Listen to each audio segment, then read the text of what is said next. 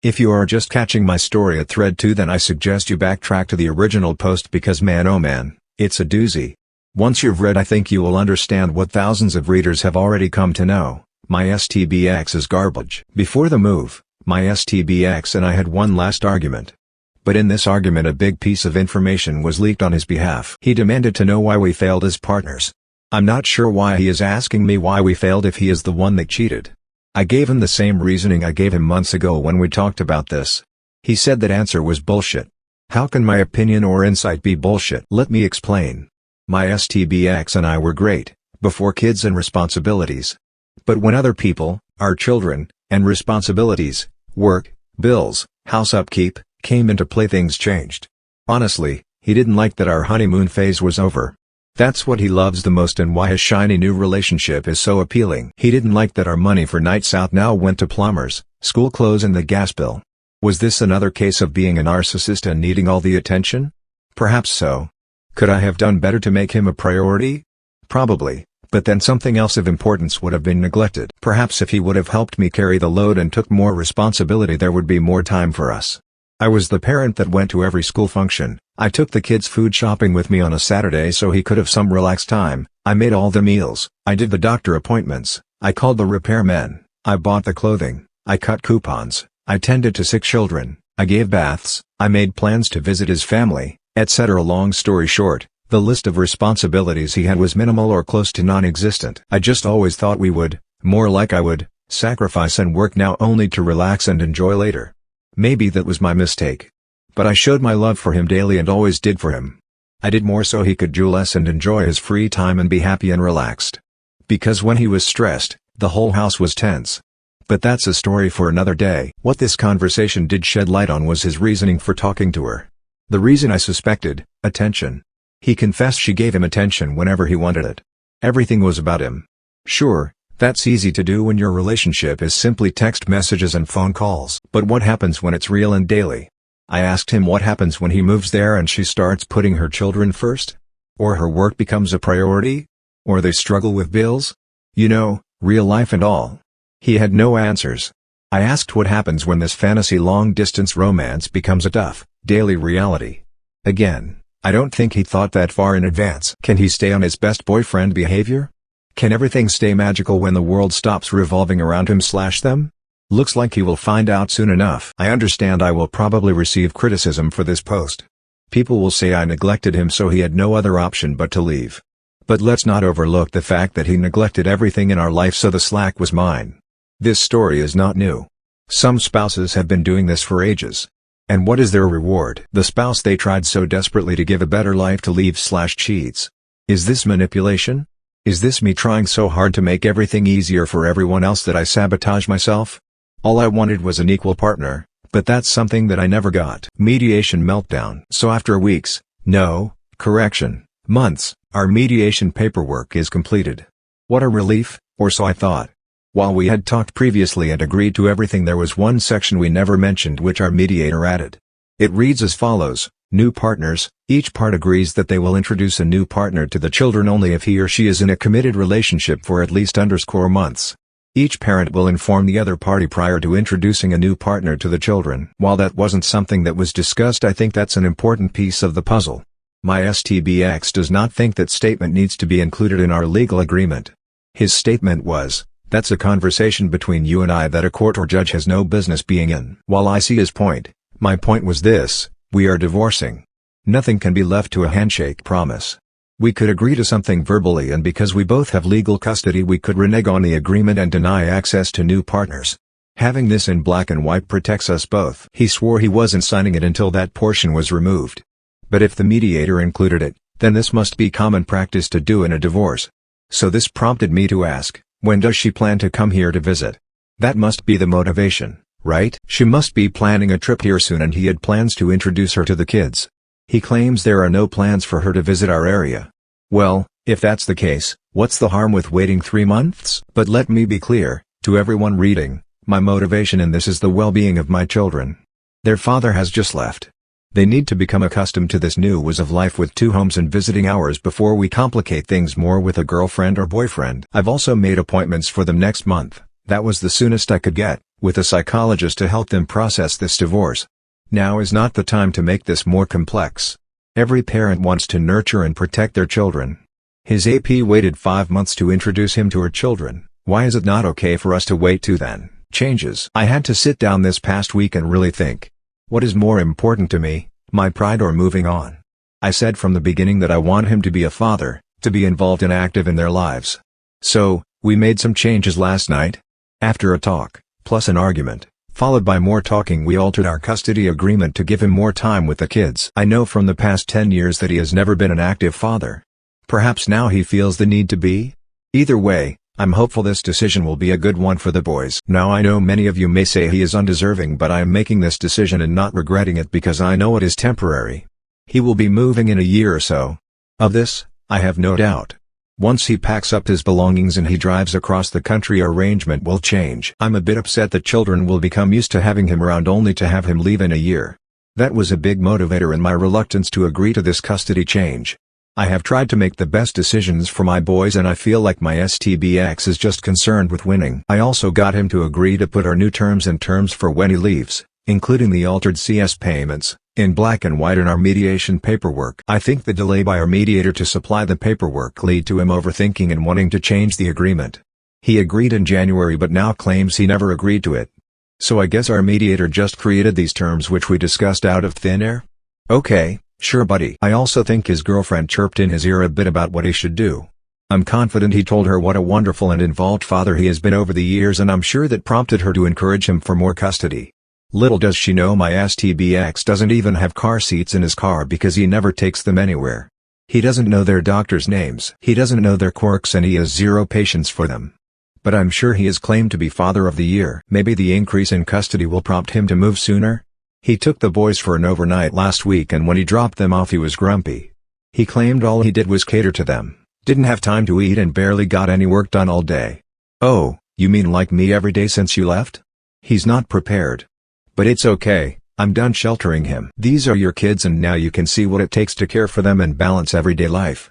Maybe now he will see why I never had the time or energy to cater to him. Boundaries. Last week was our final mediation meeting. My STBX claims that the mediation we had in January was not the final. I was happy that our mediator confirmed in the meeting that January's meeting was the final and his changes are an addition. Either way, it's done. Mediation completed. Now starts the actual divorce process. I told him that I'd like to start this ASAP and his response was, I know you want to rush through this but this takes time and can't be done when you want it to be done. So hold on, let me get this straight. You are the one who cheated for months and has a girlfriend, but me wanting to complete our divorce paperwork makes me the one that is rushing to end the marriage? No, sir. You have rushed to end it. Actually, you ended it. Now we are just completing the paperwork, but the marriage was dissolved in September when you started sending her flowers, or perhaps in October when you started flying to her state during a pandemic to have sex. So pardon me if I'd like to cut the cord legally. You have already severed it emotionally. Even though we aren't legally divorced, he has been taking the kids 3 to 4 nights a week on a rotating schedule. Truth be told, I'm happy he is stepping up, but my children don't like it. When I tell them they are going to daddy's they cry. Because my ex lives in an apartment building and my children have grown up in a single-family home, my oldest son calls his apartment a hotel, not a house. When they are there they miss me and I feel terrible. On one of their first evenings there my youngest called me from his iPad 4 times. I wanted to give them space to be with their dad, but after the 5th phone call, I answered. My STBX was on the computer working, he showed me on the video call, and my youngest was left in his room to play. He was bored and seeking attention. I told him to play with daddy when he was done with his call and I would see them soon. After we hung up I got an angry text from my ex telling me we need to practice boundaries when we have the children and respect each other's time with them. The children were now asking him when they come home. He said, to me, this is their home as well and they should know that. A few things about this. 1. If you were paying attention to the kids they would not call me. I understand you are working but I work from home as well and they are never calling you while I am here. I have to tell the kids to call you and even then they don't want to. 2. Boundaries? You have been coming to the house every night on my days to say good night to them. So you can come to my home and see them for 45 minutes every night, but I can't answer my son's 5th phone call to me? Here's some boundaries. You can't come here anymore. He is very regretful he brought up this argument because it hurts him more than me. I have no problems playing fair, but you have to play as well.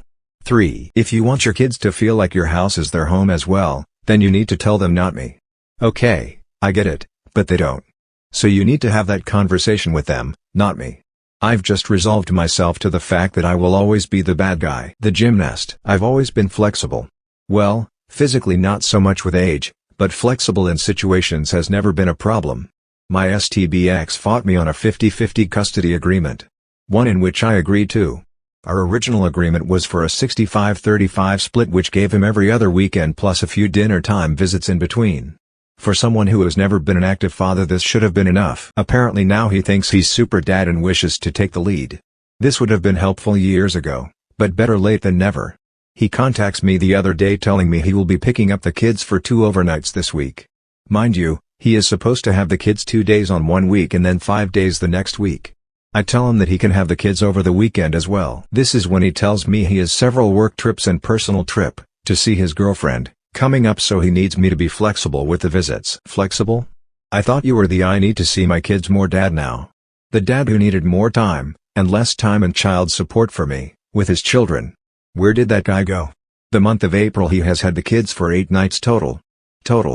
And when I mention this isn't 50-50, I'm the bad guy and need to be understanding to his work and personal life. Excuse me, I have work and a personal life too.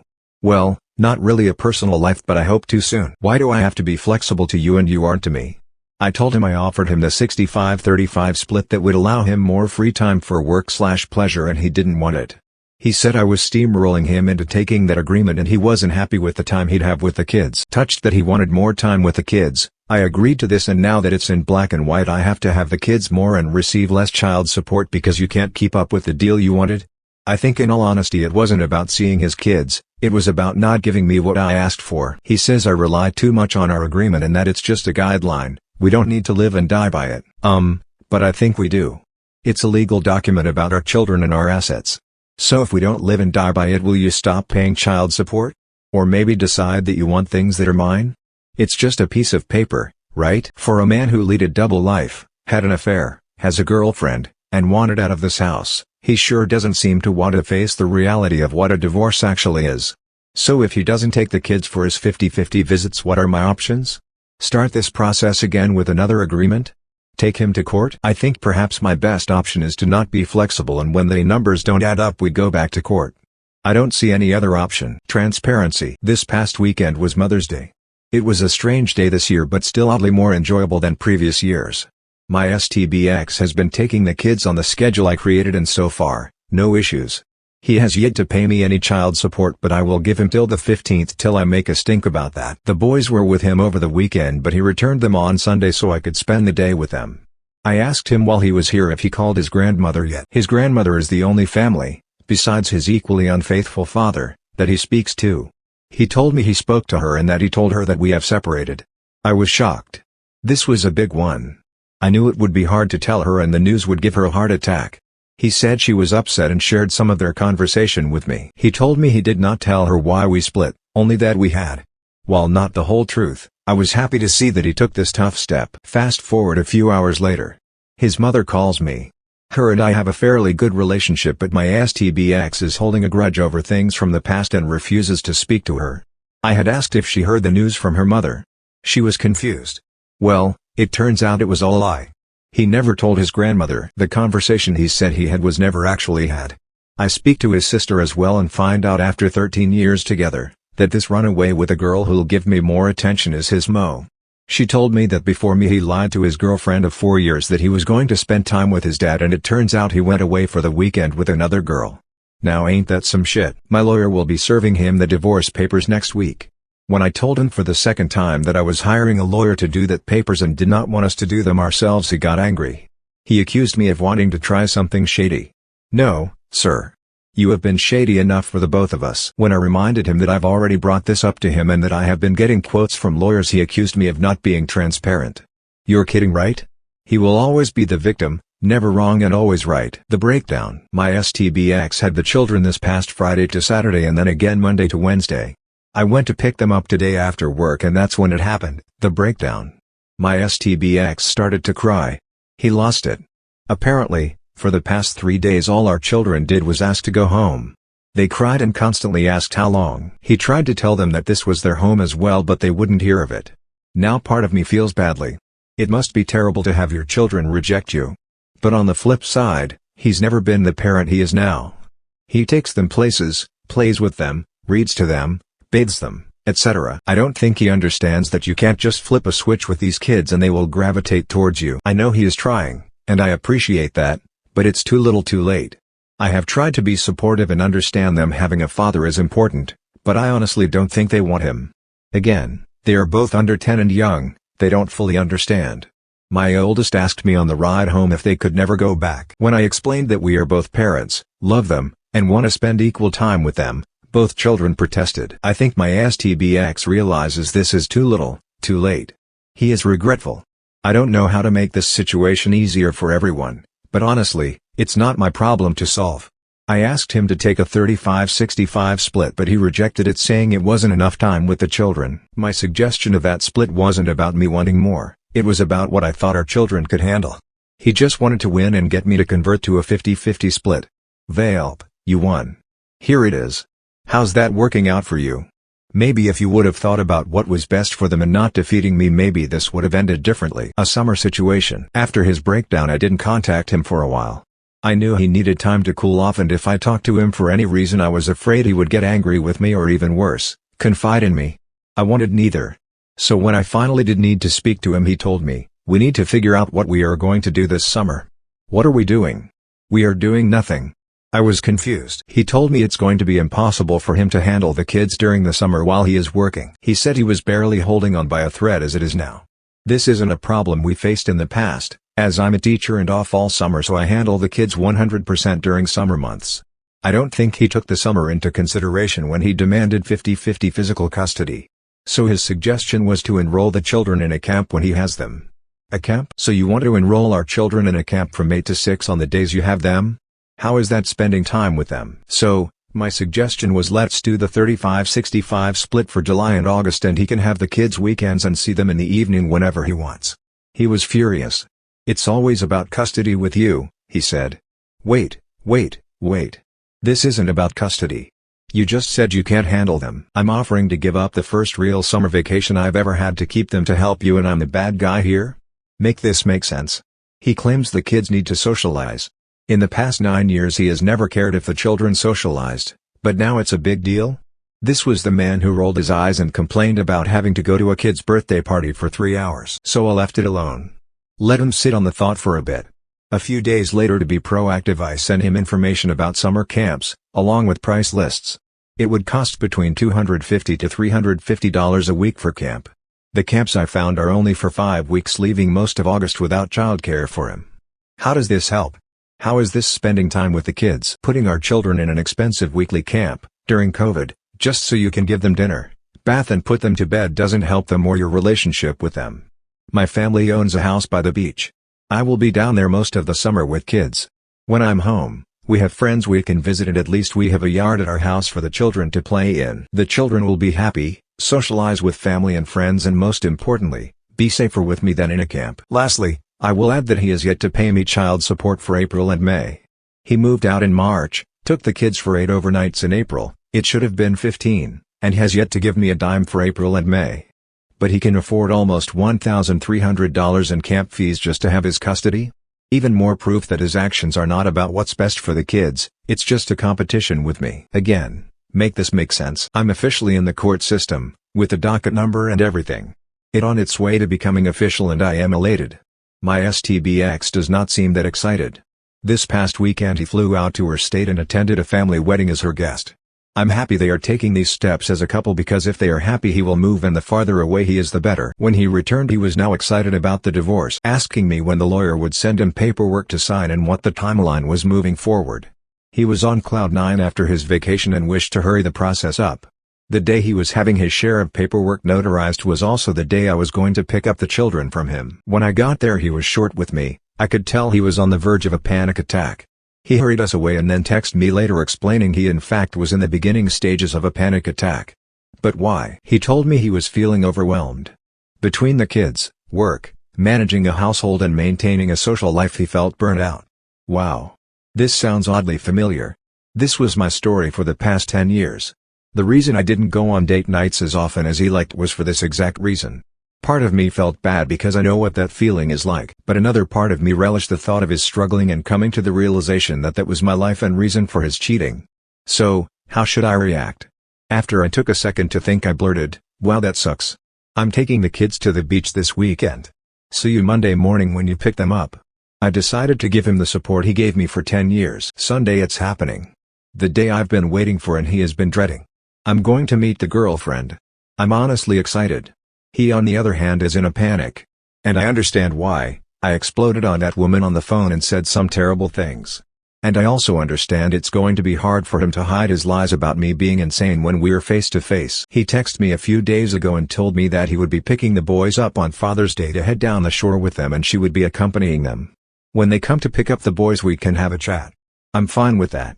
I'm actually relieved he wasn't planning on taking the boys to the shore alone. I don't think he can handle them both on the boardwalk or in arcades. He is very worried that I will cause a scene when I meet her. It's actually the exact opposite. I plan on being myself, very friendly and welcoming. I need her to see I'm not that emotional woman that I was on the phone and in my letter. I mentioned to him via text that I would not jeopardize the good relationship he and I have had recently with each other and co-parenting by being mean to her. His exact words, "I don't need you to speak about what you and I have." But why? Why wouldn't the fact that we are getting along and co-parenting be something she shouldn't know? And then I remembered, he lies. He must be telling her I'm impossible. That I'm a terrible human being. That I'm difficult and unreasonable. How can he make this lie hold water if I'm polite and friendly to her and him? The boys have each made something for him and I got a small gift from the boys to give him. We will present him with those things in front of her.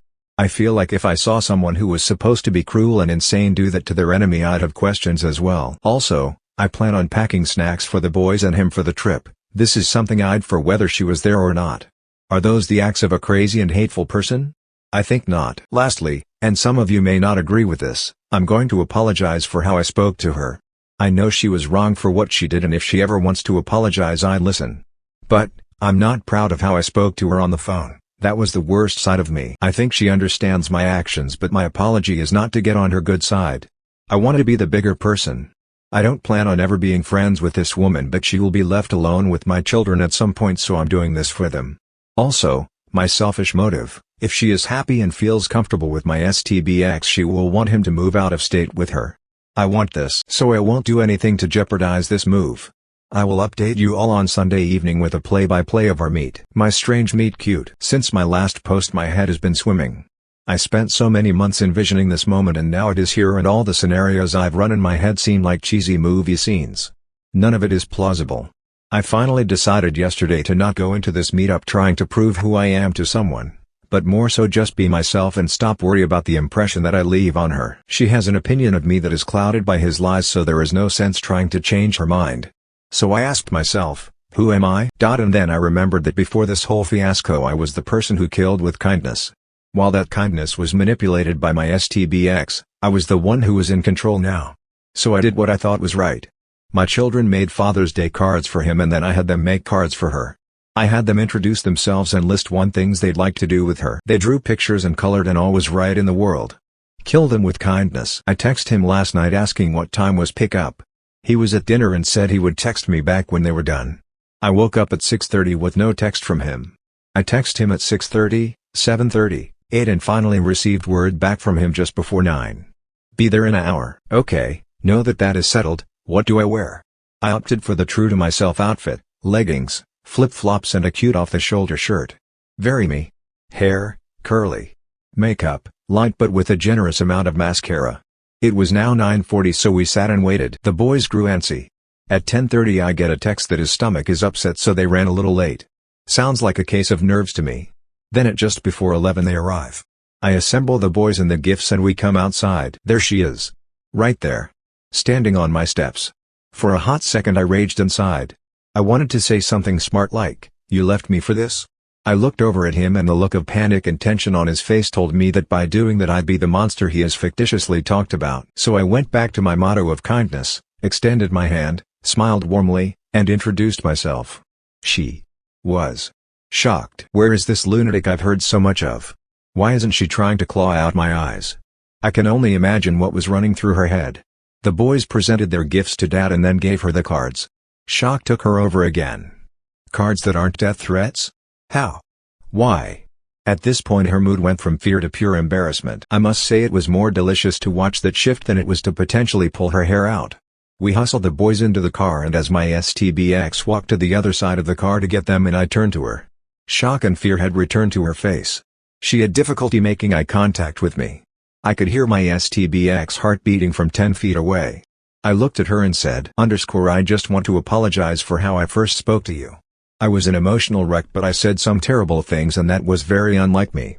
I know my actions were justified but reflected back on that day I'm unhappy with how I acted towards you." "Hello Shock, have you met our dear friend Guilt?" A wave of guilt took over her as she bumbled through her own half-assed apology. She couldn't say the word affair, instead she said, "What happened?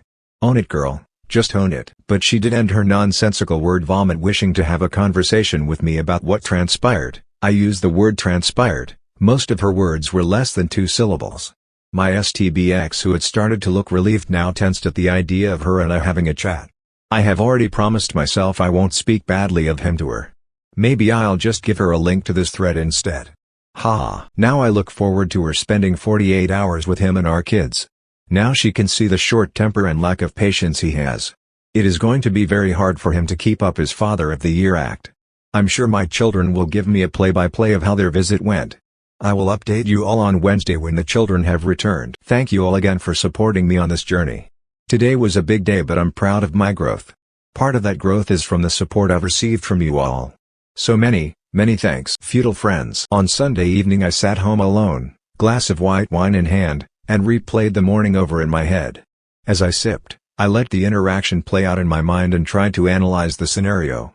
My interpretation was that she was stunned, he was floored, my kids were indifferent, and I was victorious. I was pleased with my behavior and felt that there wasn't much more that could be done. She would leave Monday evening and it would be some time till her and I spoke again. Then, almost as if prompted by the gods themselves, my phone pinged. Random number with a strange area code. My heart dropped. I knew it was her.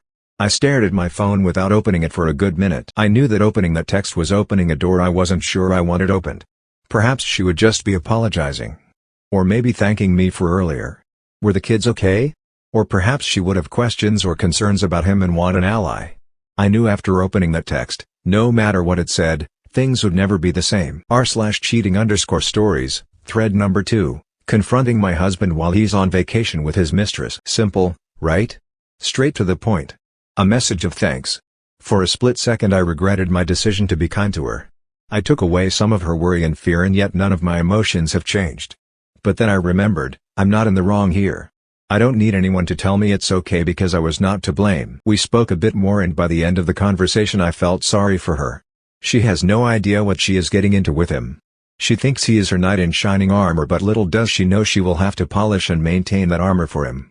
She was just like me many years ago, blinded by shiny armor that was really just in foil. Lies and playing pretend was all he really gave me and I fear this will be her outcome too. The other side of that coin is that she deserves this. You had an affair. She read in my letter that this wasn't the first time I suspected he was unfaithful, yet she thinks it will be different with her? Come on, sis. You're smarter than this, you gotta do better girl. After I picked up the boys they gave me rave reviews about her and their father. It seems they were rightfully spoiled while she was there and daddy didn't yell or lose patience once. Amazing, huh? My youngest asked me if this was his new sister. I had to explain the concept of separation, divorce and parents dating. Apparently even with his girlfriend in the room my STBX avoided an actual conversation with our kids. Sigh. Some things never change. So while they won knockoff Marvel prizes at the arcade with her and their dad, it seems she has won the biggest knockoff prize of them all. My first second. For those of you that love the dirt and gossip about my STBX, I'm sorry. This is not a post about him. This is a post about me. A little while back I sat in my home in silence. The children were gone and I was in a partial meditation/trance thinking about what I want my future to look like. I'm 38, I have 2 children, a job, friends, gray hair peeking from my temples, a tight family, future schooling for my 3rd degree, a mortgage, cellulite and a kind, but damaged, heart. Where do I go from here? And more importantly, who would want to go with me? Dating was easy in my 20s. My skin was tight, I could be spontaneous, everything I owned fit perfectly and going on an 11 p.m. date for drinks was totally doable. I am not that girl anymore. So, how does a woman like me meet a man that will like me? I'm lost. Are there bars? Nightclubs? Pottery painting? I've seen speed dating on TV. Does that really exist, or is that reserved only for sitcoms? Reluctantly I googled how to date in your 30s. Some of you have probably beaten me to the punchline, but the answer was right in front of me. Online dating. I cringed. Having no real reason not to, I created an online dating profile. I filled in all the blanks, set my preferences, uploaded a few pictures where the outfit fits right and the lighting is superb, and I published the page. I walk away from my phone full of nervous energy and grab a snack. Chocolate will help. After I eat out of pure anxiety I return to my phone. I have a message from the app. I'm afraid. I ignore it out of fear and, strangely, guilt. Fear that he may be a serial killer, and guilt because while my STBX has moved on, I feel guilty that I am still legally married and on a dating site. I do the only logical thing next. I go to bed. I lay in bed and try to remember what a first date is like. The awkward hello. Is it a handshake, hug, kiss on the cheek, full open mouth sloppy kiss, the cumbersome chit-chat, this weather is crazy, read any good books lately, wow how about the Mets, and of course the uncomfortable goodbye. I don't know how to do this, or even if I can. Do you talk about your ex? Or do you avoid it like the plague? Do you be no nonsense and get right to the good and bad of yourself to not waste time? Because honestly, who has time to casually date at this age? I tell myself to go to sleep. Eventually, I listen. I awake to sunlight, the hum of the AC and a pinging phone. I have a text from my mother and 14 messages, all from the dating site. This must be a mistake. I must have put the wrong age or been too lenient with my preferences. I scroll through message after message and see that these men all share the same thing. They are interested in learning more about me. I sift through profiles like they are resumes for a job and land on 3 potential candidates, all around my age and location, all divorced, all wishing to converse with me. My nerves have no transition to excitement but peppered with a bit of anxiety. This is it, I'm doing it, officially jumping into the deep dark dating pool. After a few days of chatting with all 3 I solidified my suitor. Soon I will be engaging in my first, second date. Wish me luck and we'll update soon.